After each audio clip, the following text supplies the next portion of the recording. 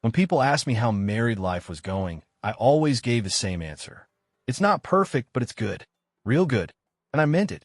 Sophie and I have been married for 4 years. We met when we were both 30, not kids, not jaded, just two grown-ups who knew what they wanted.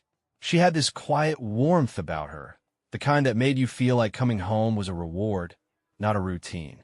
She worked part-time as a freelance designer and still managed to keep our place running like a dream. Clean laundry, warm meals, grocery lists I didn't even have to think about, all done with this effortless grace. She wasn't loud or flashy. She was steady, the kind of woman you could build a life with. And I did. We didn't fight much. And when we did, it never lasted past bedtime. The bedroom, in fact, was probably one of the places where we were most in sync. We didn't talk about it to others, of course. That's just not who we were. But the connection we had, that subtle electricity that never needed much effort to spark, it was always there. Intimate moments with Sophie weren't just physical. They were soft, unhurried, familiar. She knew what I needed before I even realized it. So no, I never doubted her. Not once. Which is why when she told me she had a bachelorette party coming up, her best friend Mia was getting married, I barely thought twice. It was a Saturday night out with a few girls, some drinks, maybe karaoke. She even mentioned they'd booked a small private lounge at a local bar, and that Mia's fiancé's younger brother, Nate, would be driving them home. I knew Nate. Younger guy, chill, bit of a party type, but harmless.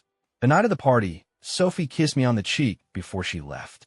"Don't wait up," she smiled, slipping on her coat. "We'll probably be late." "You look great," I said. And she really did, casual but stunning in a way only she could pull off without trying. She laughed. Flattery accepted. "I'll text when we're on our way." I made some pasta, watched a couple episodes of a show she never liked, and fed our cat, Oliver.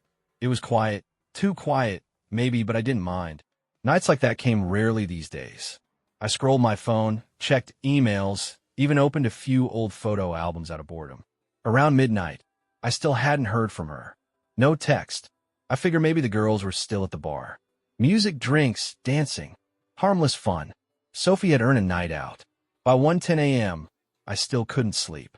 Not out of worry, just restlessness. The kitchen trash was full, and I figured I might as well take it out before bed. Our complex had a shared dumpster area out back, a little poorly lit but safe. I slid on my sneakers and hoodie and stepped outside, letting the cool night air hit my face. The parking lot was mostly empty, except for a few neighbor cars, and one that caught my attention. A black Toyota Camry. Nate's. That was strange. Our place wasn't far from the bar, sure, but Sophie hadn't mentioned anyone dropping by. I paused at the edge of the lot, holding the trash bag, staring at the car. Then I heard something. Muffled voices. Laughter. I walked slowly toward the dumpsters, instinct more than curiosity guiding my steps. And then I stopped. Behind a far bin, half shadowed by the streetlight, were two figures. Close. Moving. I recognized the sound of her laugh before I saw her face. And I knew that voice. Sophie. My wife. I didn't move at first. The trash bag in my hand suddenly felt heavier, like it had fused with my arm. I stood just beyond the reach of the streetlight, heart pounding, trying to understand what I was seeing. Her back was to me. Long hair, the same leather jacket she wore when she left earlier. Close to someone, way too close. They weren't talking. They weren't laughing. They were just together. Too connected. Too familiar. He leaned in, and she tilted her head toward him, as if inviting whatever he was about to say or do. Then I heard her laugh. Soft. Breathless. The kind of sound I hadn't heard from her in a long time. It wasn't the laugh she used at dinner parties. It was the private one. The one that used to be reserved for moments just between us. Something in the way she moved, comfortable, fluid, without hesitation, told me this wasn't their first touch, or their first secret. I didn't need to see his face, but I did.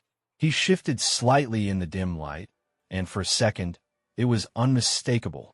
Nate, Mia's brother-in-law, the guy who was supposed to be the designated driver that night.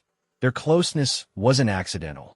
She rested her forehead against his for a beat, her hand brushing along his arm, slow, certain, like it belonged there. And he didn't pull away. I felt a slow burn creep through my chest. Not anger, not even jealousy, just confirmation. This wasn't a misunderstanding. This wasn't a bad angle or an innocent hug. This was deliberate. And what made it worse, she looked calm.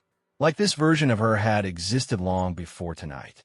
I stood completely still, unsure what role I was playing in this moment. A husband? A bystander? A man who knew too much? Or not enough? Part of me hoped I was wrong, that I had imagined it, that maybe it was too dark, that I'd jumped to the worst conclusion. But then she whispered something too low for me to hear, and he smiled. That's when I knew. This was real.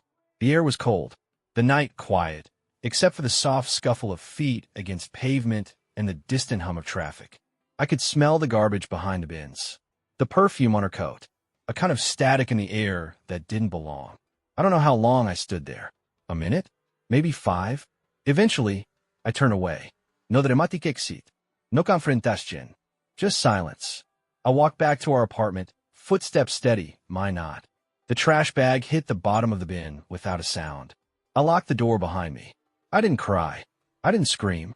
I didn't even sit. I stood in the dark kitchen, hand resting on the counter, staring at the microwave clock.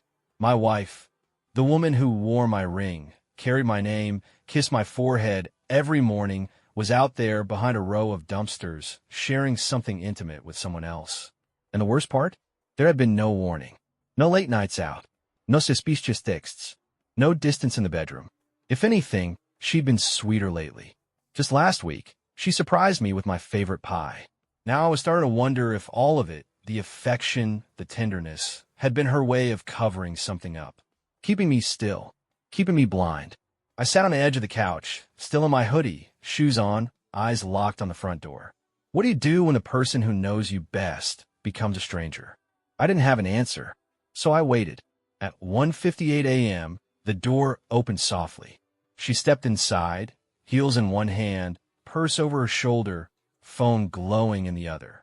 She looked tired, normal, like any woman coming home late from a night with friends.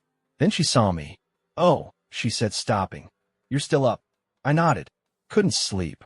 She smiled, casual, easy. "The party went longer than we thought. You know how Mia gets."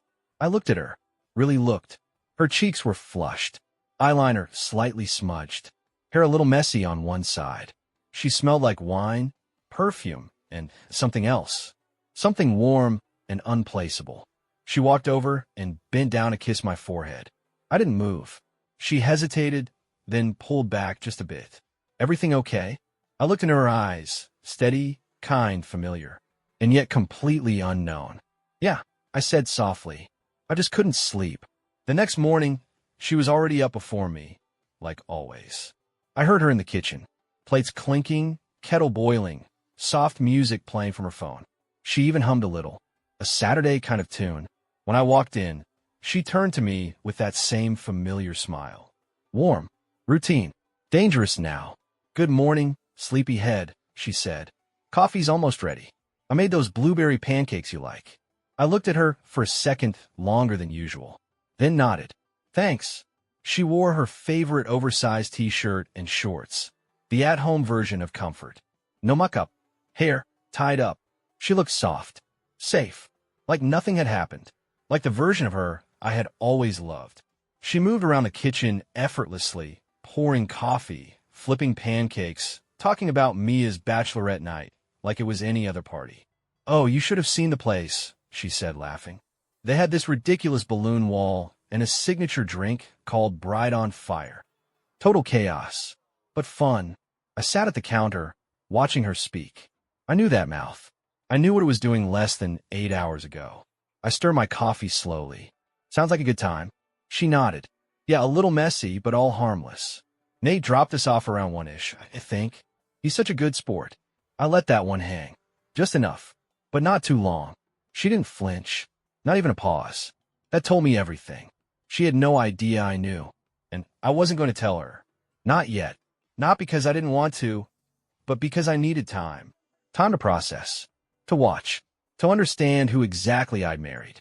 The version of Sophie I'd spent 4 years building a life with, and the one I saw last night behind the dumpster. Were they the same, or had I just missed something all along? She sat down across from me. Sipping her coffee like this was the most peaceful morning of our lives. I was thinking, she said, we could go out later? Maybe hit the bookstore or that new brunch spot you wanted to try. I nodded slowly. Sure. Because right now, saying sure was the safest answer in the world. We spent the rest of the day like nothing was wrong. Ran errands. Laughed a little. Watched a movie. She curled up next to me on the couch.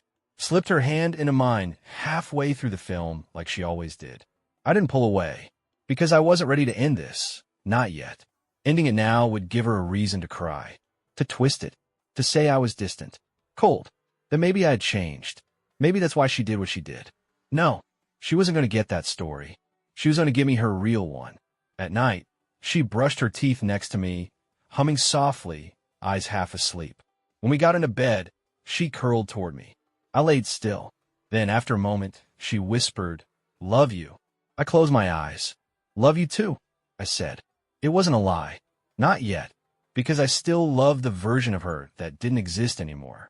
By Sunday morning, I'd rehearsed the scene in my head a dozen different ways. Her in the kitchen. Me walking in. Dropping the truth like a quiet bomb.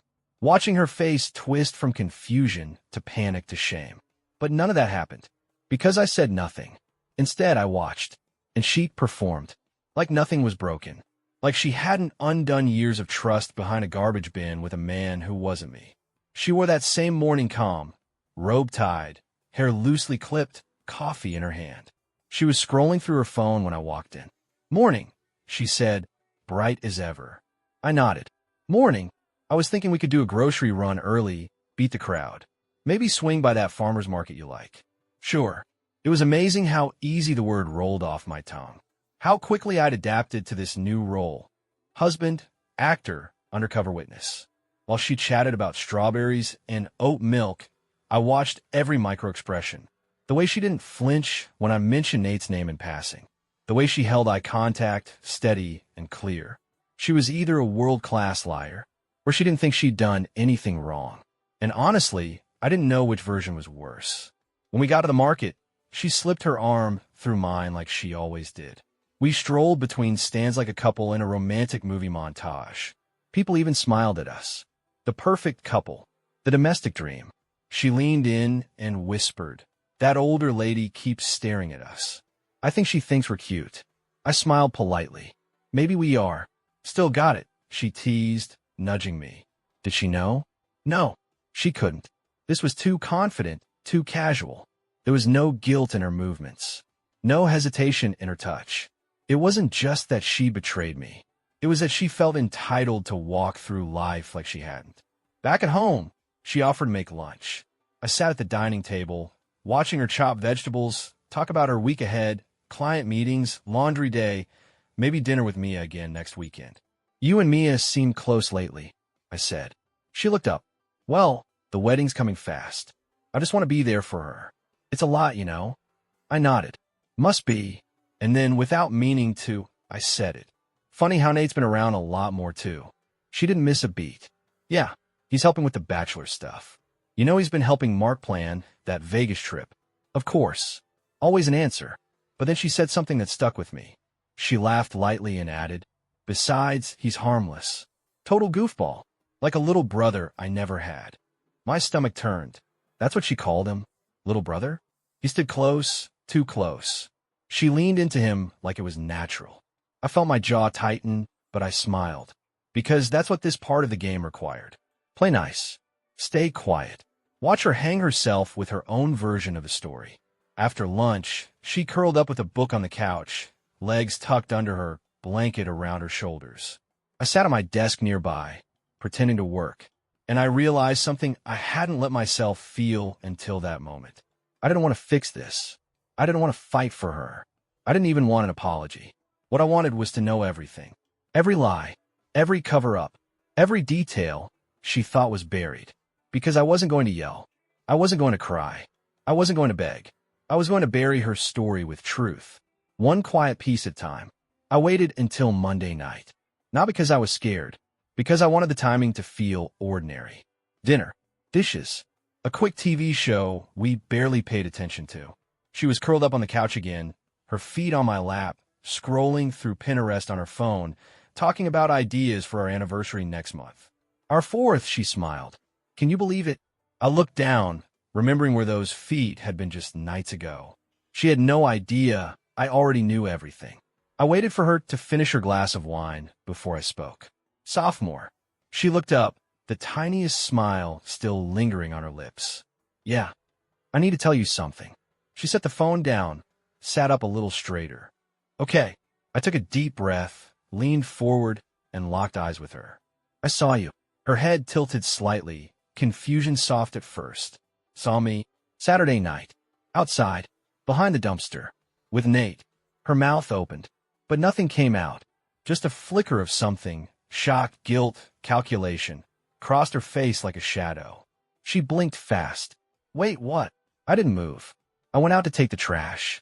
I saw your face. I saw your hands. I saw everything. Silence. She sat back, like the words had physically knocked her over. Her throat moved, but she still didn't speak. So I did. You weren't drunk. You weren't confused.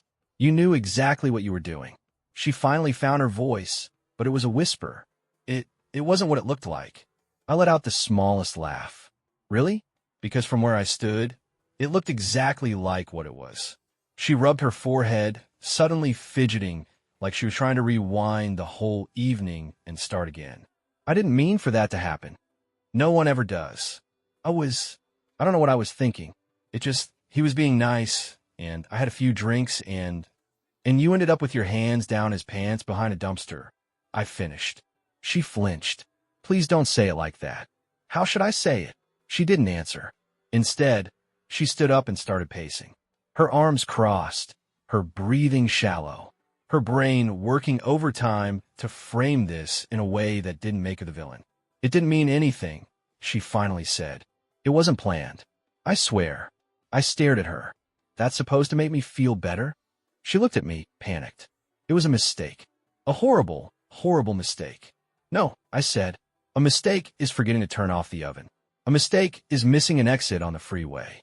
What you did, that was a choice. She opened her mouth again, then closed it. Tears started to build behind her eyes, but she blinked them back. I could see her weighing options: confession, denial, manipulation. She tried the softest route first. I love you, she said. I know I messed up. I was stupid. I don't even have a good excuse. But I love you, and I don't want to lose what we have. I stared at her for a long moment. What exactly do you think we have right now? Her lip trembled. I don't know. I want to fix this. You can't fix what you chose to burn. She shook her head, stepping closer. Please, just let me explain. You already did. I wasn't trying to hurt you. But you did. I didn't think. I know. That's the problem. Her voice cracked. Please, just don't leave me. I haven't left, I said. I'm still right here. But I don't know what we are anymore. She dropped to the couch like her legs couldn't hold her. I don't even know why I did it, she whispered. It's like I wasn't even me that night. That's the part that scares me, I said. Because if you can become someone else that easily, how do I know who I'm really living with? Her eyes met mine, full of panic now. Real panic. Not because she cheated, but because she got caught. And for the first time in our marriage, I felt nothing for her. Not anger, not jealousy, not love, just nothing. And I think that scared her more than any fight ever could. She didn't sleep that night. I could hear her in the bedroom, tossing under the sheets, getting up for water, pacing softly in the hallway. At one point, I heard her crying in the bathroom with the faucet running, probably hoping I couldn't hear. But I heard everything, and I didn't move. By morning, the kitchen was spotless. The smell of fresh coffee filled the air. She was trying to reset the day like nothing happened. Like a clean counter and warm breakfast could undo what she'd done.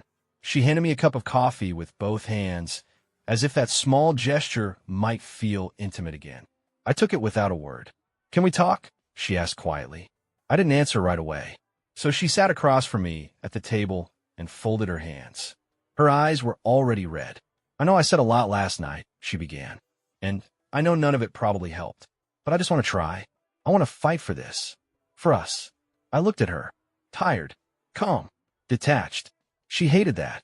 She needed emotion to grab onto, anger, grief, anything she could twist into connection. I gave her nothing. I booked a therapy session, she said quickly. Wednesday. Just me. I figured. I should start there. I nodded. Okay. She blinked. That's it. What do you want me to say? That you'll come with me. That we can work through this. That I'm not the worst person in the world. I'm not interested in therapy right now, I said. Why not? Because I don't think I want to fix this. Her breath caught. You don't mean that. I do. Her shoulders dropped. You're just hurt. You're reacting. No. I'm responding. She stood up, started pacing again. Arms crossed, voice shaking. You're acting like I'm some monster. Like I haven't been a good wife to you. I've been here every day. I've loved you. I've supported everything you do. This wasn't some long-term affair. It was a stupid, impulsive moment. I looked at her. You crossed a line with someone else, behind a dumpster. I know, she shouted. Then quieter, I know. Tears rolled down her cheeks. She didn't wipe them. I messed up. I get that. But don't erase everything we had because of one night. I raised an eyebrow. One night. Yes. Do you swear on that? She hesitated. It was barely a second, but I saw it. And so did she. I set the mug down. That's what I thought. She collapsed in the chair again, rubbing her temples. Why didn't you say anything when you saw us? Because I wanted to see what you'd do after. Whether you'd lie. Whether you'd pretend. Whether you'd tell me the truth. And I didn't, she whispered. No, I said. You didn't. She started crying again, but softer this time. Less dramatic. More real. I hate myself for this. You should. Do you hate me? I didn't answer. Because hate requires passion. And I didn't have that anymore. She tried again. You've been distant too, you know. You've pulled away. Maybe I felt like, I don't know, like I wasn't seen. Like you didn't need me anymore. There was blame disguised as vulnerability. I didn't cheat on you, I said. No matter how distant I felt. No matter what stress I carried. I didn't look for validation behind a dumpster with someone I barely know. She was quiet for a long time. Then, with a trembling voice, Are you going to leave me? I looked her straight in the eyes. I haven't decided yet. That shook her. Because the truth was worse than a yes or no. The truth was, she had no control anymore. For years, she knew exactly where she stood with me. She knew my patterns, my moods, my loyalty. She could bend me with a word or a look. But now she was guessing. And that's what scared her most. I'll do anything, she whispered. Anything to fix this. I know. Just tell me what you need. But I didn't answer. Because I didn't know what I needed yet. All I knew was this. I needed time. And I needed space. And maybe I needed a version of myself that didn't love her anymore. Something shifted after that night. Not between us, that had already changed. But inside me. There was a moment, sometime between her second apology and her third promise to never hurt me again, when I realized I wasn't trying to process the betrayal anymore. I was observing it, like it belonged to someone else. Like I'd stepped out of the version of me who would have once begged for answers, for explanations, for healing. Now, I was watching her spin in a storm she created. And I was dry, cold, unreachable, and she felt it. At first, she tried to rebuild the version of our marriage she thought I wanted. She woke up earlier than me, had coffee waiting, cooked more, texted during the day, cute little just thinking of you messages with emojis we hadn't used in years. She wore the perfume I liked, played our old playlist while making dinner, brought up random memories like they were magic tricks. Remember that beach trip where we got caught in the rain? I nodded. Yeah. We laughed so hard. Yeah. But she couldn't get me to laugh now. I didn't fight, didn't argue, just existed. Detached, but not cruel. Present, but unreachable. It drove her mad. One evening, she came into the living room in one of the old nightgowns she used to wear back when things were simpler. Back when we were new. She stood in the doorway, hesitant, fingers playing with the hem. Do you remember this? I looked up. Yeah. Do you still like it? I met her eyes. It doesn't change anything. That landed hard. She turned away without a word. The next morning, she tried a new angle, vulnerability. I miss you, she whispered over breakfast. I'm right here. No, she said softly. You're not. She wasn't wrong. But I didn't know her the version of me she had buried behind that dumpster. Not anymore. I started staying out later, walks, gym, long drives with no destination. She asked where I went. I told her the truth. Just needed air. I wasn't cheating. I wasn't trying to hurt her. I just didn't want to be around her. And she knew. She started leaving notes, folded little slips of paper on my pillow, in my jacket pocket beside the sink. Please don't give up on us. I know I don't deserve another chance, but I'm begging you anyway. You're still the only person I've ever really loved. But now those words landed like noise. Because if I was really the only person she'd ever loved, she wouldn't have given herself to someone else in the dark behind a dumpster with her wedding ring still on. One night, I came home late. She was sitting on the floor of the bedroom, knees pulled to her chest, red-eyed and silent. I walked in, didn't speak. After a while, she whispered, I think I'm losing you. I didn't move. She looked up. Aren't you going to say anything? I sat on the edge of the bed and said, calmly, I think you already did. That broke her. She started crying, harder than before. Real tears. The kind you cry when you realize that the person you hurt really might never come back. But I didn't reach for her, didn't hold her, didn't shush her, didn't whisper it's going to be okay. Because it wasn't. She could cry all she wanted, but tears don't rewind a night like that. And love doesn't survive what she did. Not intact. Not the same. Maybe not at all. The house was too quiet now. Not in the peaceful way it used to be when we'd read on the couch in separate corners of the room or fall asleep with the window cracked open to the sound of rain. This was a loaded silence, the kind that hums beneath the surface, heavy with things unsaid, things that no longer needed to be said. She had stopped trying so hard. The notes disappeared. The texts became shorter. She still cooked, still cleaned, still filled the dishwasher like nothing had changed, but her eyes gave her away. Every glance was a question. Are you still mine? But I wasn't. Not anymore. I hadn't packed bags. I hadn't made threats. I hadn't even said the word divorce out loud. But the shift had happened. Irreversible. And she could feel it. That Saturday morning, we were both in the kitchen again. The sunlight fell across the tile like it always did. I stood by the sink. She leaned against the counter, holding her coffee. She looked at me for a long moment. Then, softly, are we done? I took a breath. Not deep, not dramatic, just enough. I think so. She nodded, eyes locked on the floor. I figured, she said. I just needed to hear it. I looked at her, really looked. There was no more performance. No lipstick, no soft robes, no carefully curated moments to tug on memory. Just a woman who realized too late that trust doesn't grow back. I'm not angry, I said. She looked up, confused. I mean it, I added. I'm not screaming inside. I'm not replaying the moment over and over. I'm just done. She exhaled shakily. So that's it? No, I said. That's the point. There is no it left. Just consequences. She nodded again. Then, did you ever forgive me? I took a sip of water. Set the glass down. I think I did. Quietly. Somewhere between the sixth time you told me you were sorry and the moment I stopped hoping it meant anything. She swallowed. So, where do we go from here? I looked her in the eyes. I'm gonna go find myself again. And you're gonna have to live knowing what you lost. She looked like she wanted to cry again. But there were no more tears to make this better. No rewind. No redemptionarc. No grand gesture. I left that afternoon. Just a weekend bag and my keys. No drama. No final keys. When I reached the door, she followed a few steps behind. Can I ask you one more thing? I paused, hand on the knob. Do you still love me? I turned halfway, met her eyes one last time. I love who you were, not who you chose to be. And then I walked out. A week later, she called. Left a voicemail I didn't answer. I know you won't come back. I know I don't deserve it. But if you ever wonder, I never stopped loving you. I was just too stupid to understand what that meant.